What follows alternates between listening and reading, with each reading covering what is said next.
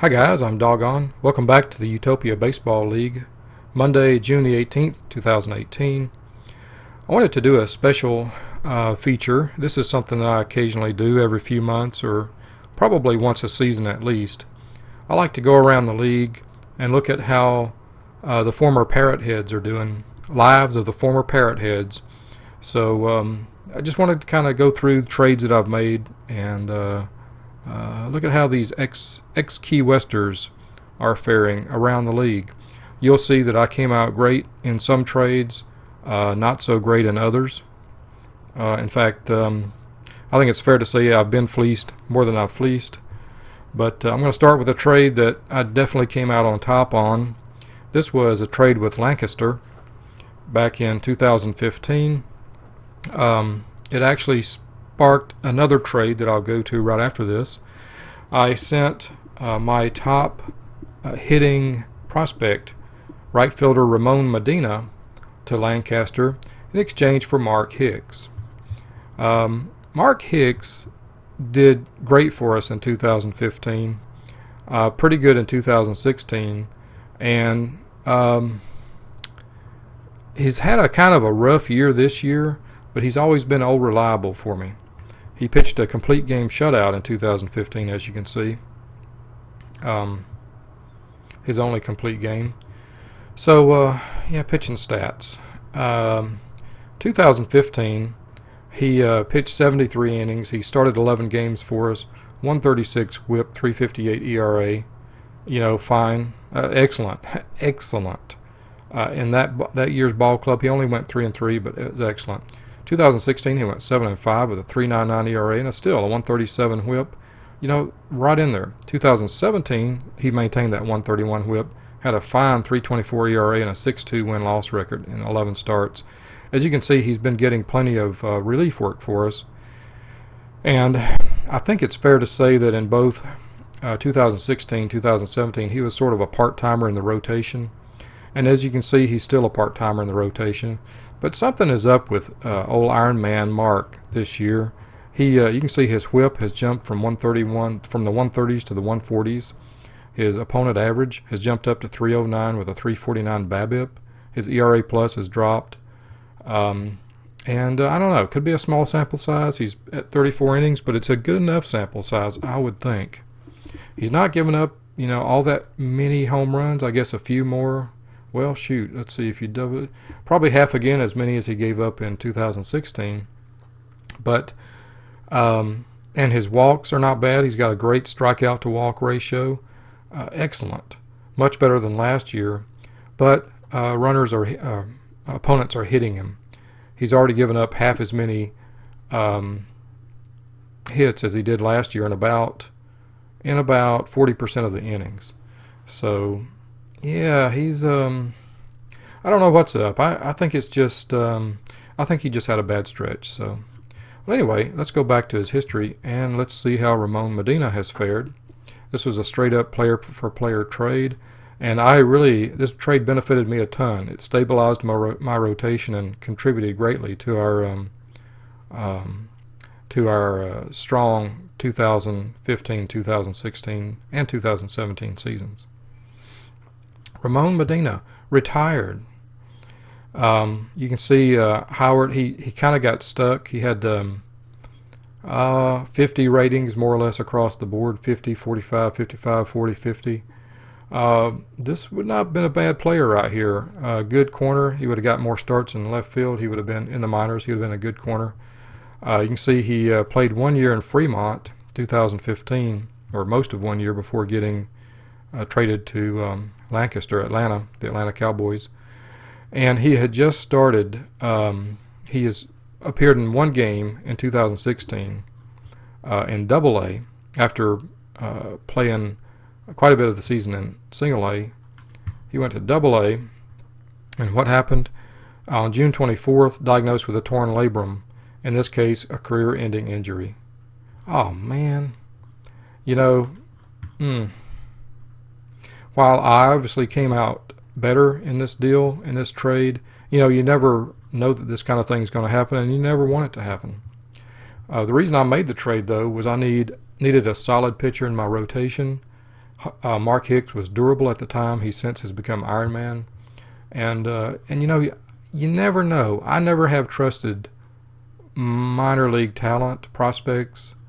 I want to see what the players look like when they have matured. And so anyway, I really didn't trust that Medina would hit like he was projected to hit. And actually, I think at the time his projections were, let's see what Howard said. Yeah, his projections, 65, 70, 50. Man alive, that's a, you know, who wouldn't want that, right?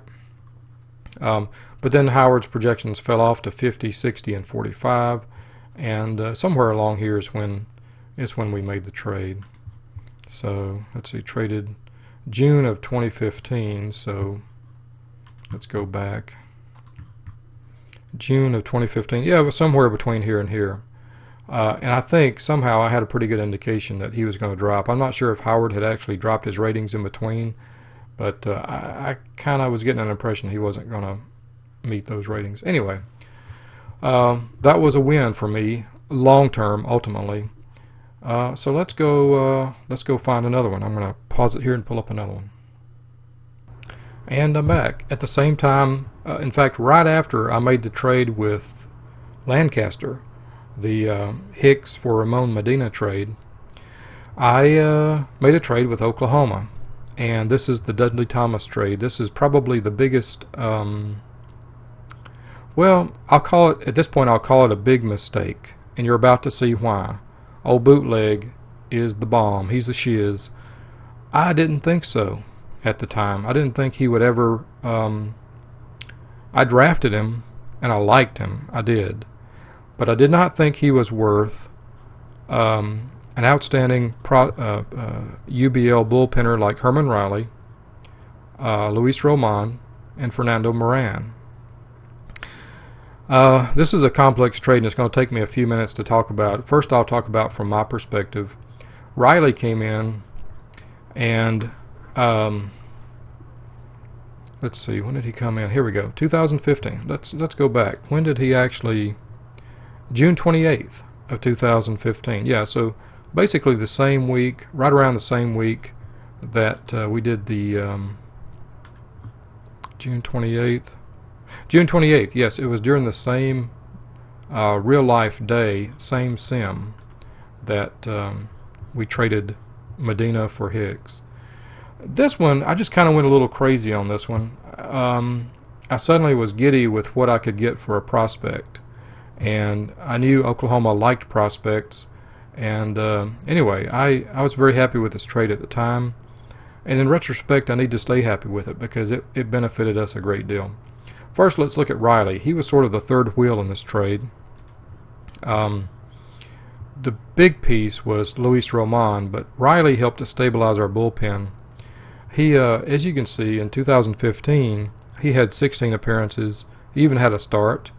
He had a 1.06 WHIP, 221 opponent average, and a 188 BABIP. Although his ERA plus was 95, it's because he let some runs. He allowed 5 home runs in those 16 appearances.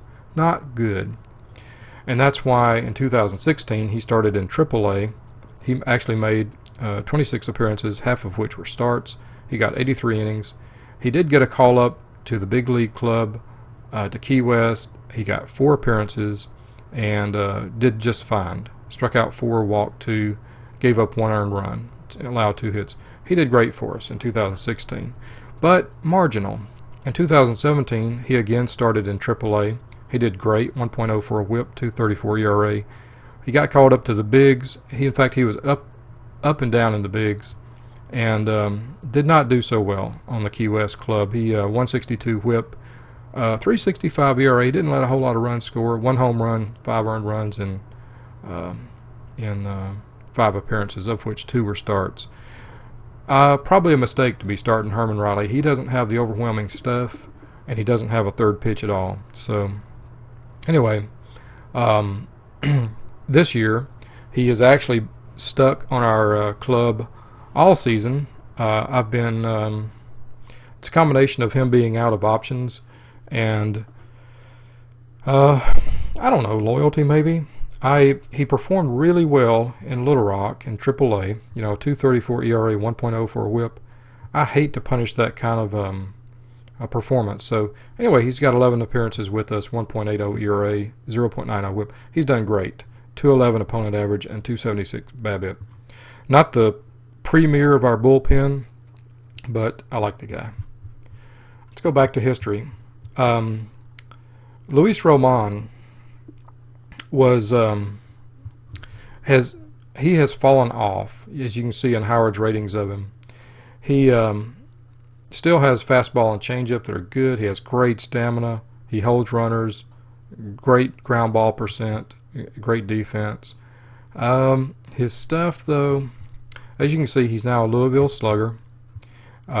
He has made 10 starts and pitched 10 games for him. Has 1 and 2 win-loss, 4.67 ERA, 1.67 WHIP. Yeah, not great.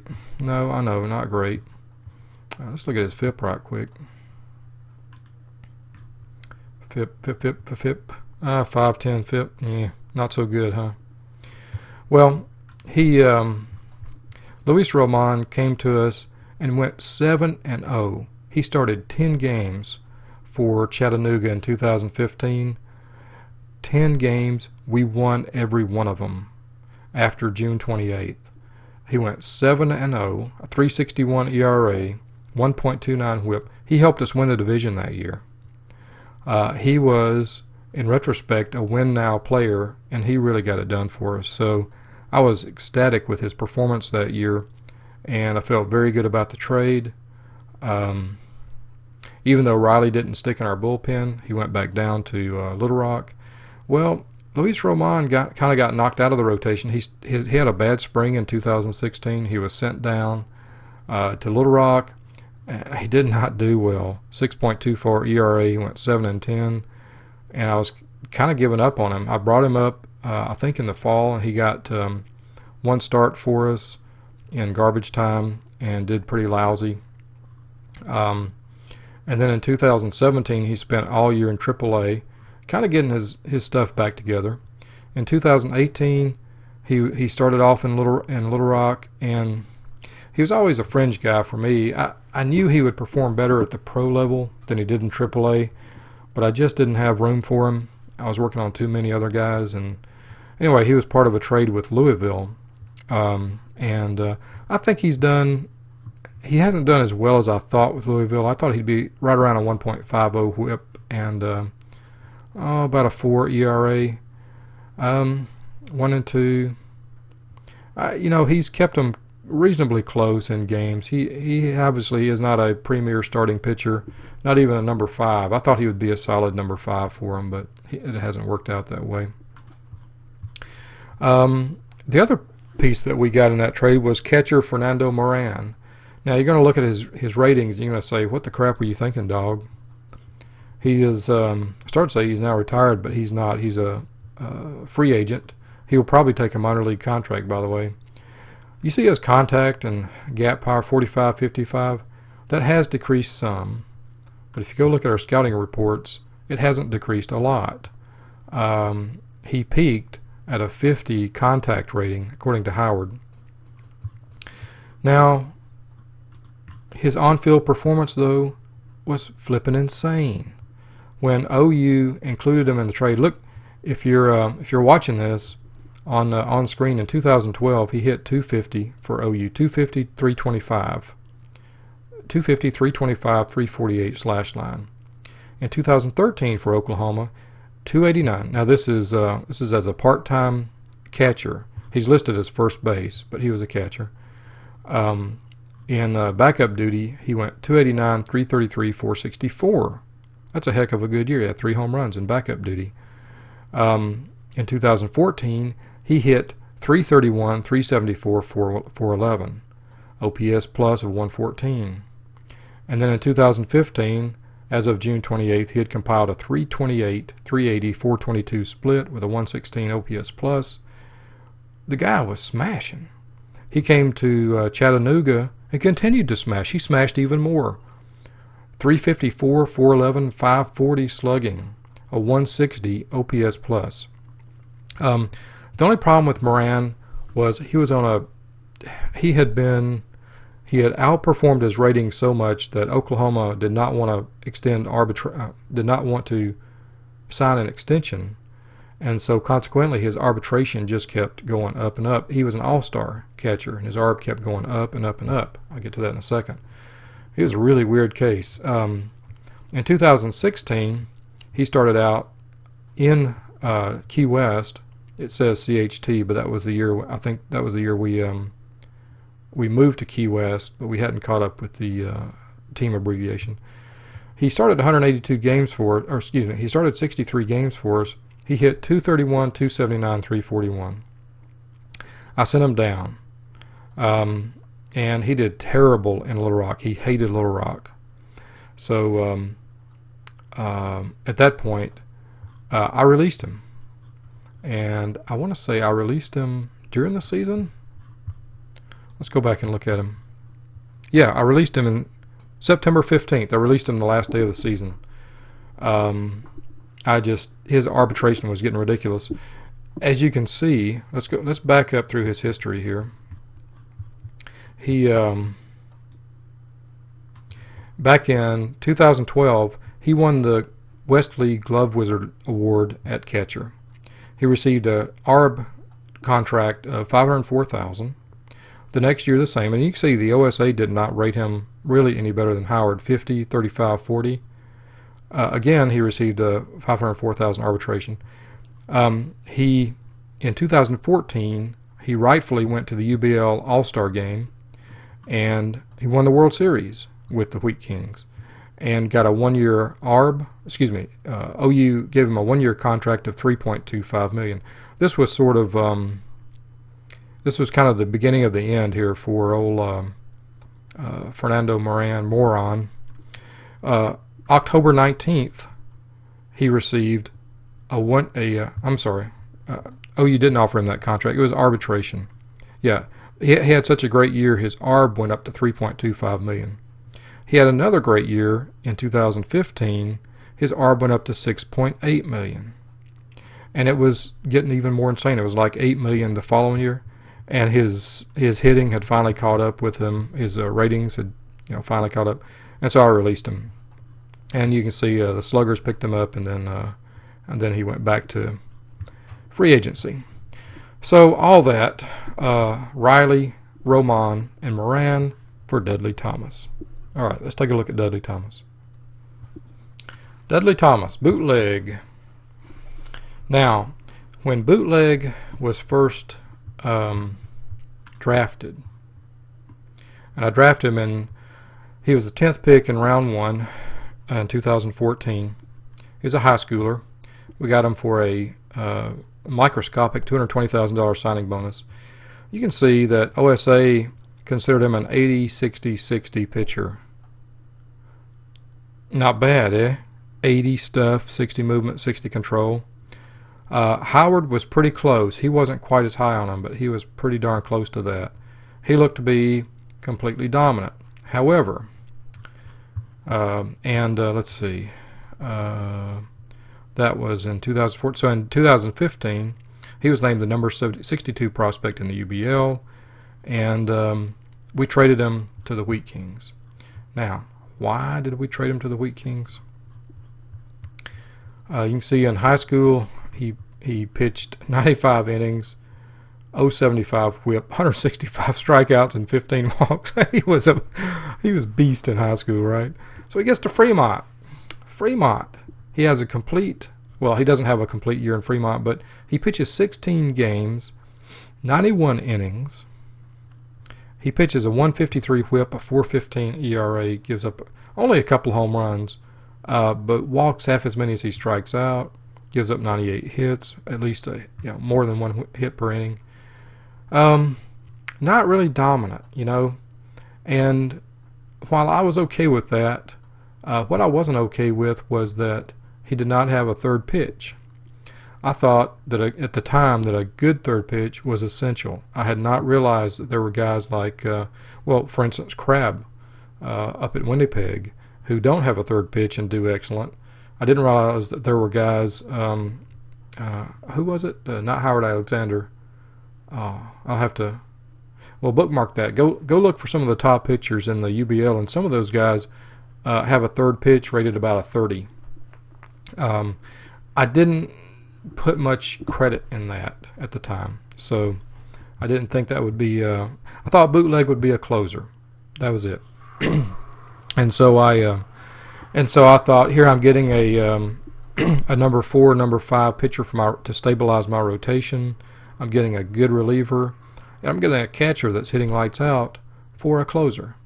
And I had Jason Piper in my bullpen, so Thomas was Bootleg was surplus to me. Well, he gets to Lincoln, and he starts. He went 5-5 at Fremont. He gets to Lincoln. He goes 7-4. He really gets his stuff down. OU is very patient with him. He started him out in Single A in 2016, and then moved him up to Double A. And then 2017 he starts out in Double A. He does good. His whip's up, creeps up, but then he goes up to Triple A, Southbridge, and kind of mediocre. But his ratings are coming up. Starts out in 2018 in Southbridge, and is tearing it up, and so Oklahoma brings him up to the bigs. So let's go back to look at Bootleg. He's 21, 6'2", 235. He's a big kid. Still got that 5-star rating, 75 stamina. 75 stamina. 95, 97 mile an hour heater, 55% ground ball. When I got him, his ground ball rating, Howard's ground ball rating on him was much higher than that, like I want to say it was in the low 70s, 72% or something. And you can see his pitching ratings, which were originally 80, 60, 60. It's now 65, 60, 55. And he's got an elite, maybe the best curveball in the bigs.